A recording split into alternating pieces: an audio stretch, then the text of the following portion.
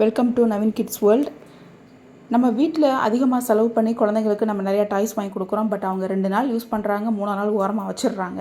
ஆனால் கொஞ்சம் திங்க் பண்ணி பாருங்கள், நம்ம அவ்வளோ காசு போட்டு பொருள் வாங்குறதுக்கு கொஞ்சம் எஜுகேஷன் ரிலேட்டடாக அவங்களுக்கு நம்ம வாங்கி கொடுத்தோம் அப்படின்னா அவங்களுக்கு வீட்டிலேருந்தே சில விஷயங்கள் கற்றுக்க முடியும். ஸ்கூலில் போய் தான் கற்றுக்கணுங்கிறது கிடையாது, வீட்லேயும் கொஞ்சம் கற்றுக்க முடியும். ஸ்கூல் போகிற வரைக்கும் நம்ம வீட்டில் என்னனாலும் சொல்லிக் கொடுக்கலாம். இப்போ பாருங்கள், அவன் பண்ணுறது வந்து நான் வீட்டில் இருக்கிற பொருளை வச்சு தான் அவனுக்கு கொடுத்துருக்கேன்.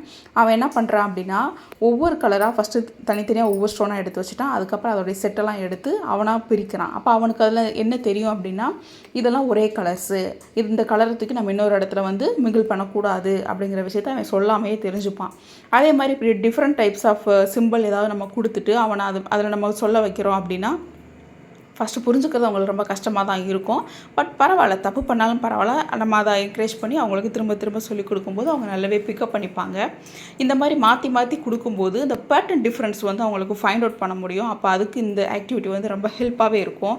நம்ம நினைப்போம் இது இல்லாமல் ஒரு பெரிய இதாக இருக்க போகுது அப்படின்னு பண்ணி பார்க்கும்போது அவங்களே அதனால் என்ஜாய் பண்ணி பண்ணுவாங்க.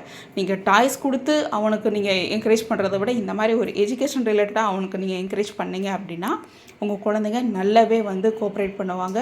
பேரண்ட்ஸ் கூடயும் அவங்க டைம் ஸ்பெண்ட் பண்ணுறதுக்கு ரொம்ப விருப்பப்படுவாங்க. அப்போ இந்த மாதிரி ஆக்டிவிட்டிகள் கொடுத்தீங்க அப்படின்னா டிவி, மொபைல் அந்த மாதிரி எதுவுமே அவங்க பார்க்க விரும்ப மாட்டாங்க. அதே மாதிரி வந்து ஒரு சின்ன சின்ன விஷயங்கள், கிரேயான்ஸ் யூஸ் பண்ணி கொடுக்கலாம், வாட்டர் கலர் யூஸ் பண்ணி கொடுக்கலாம்.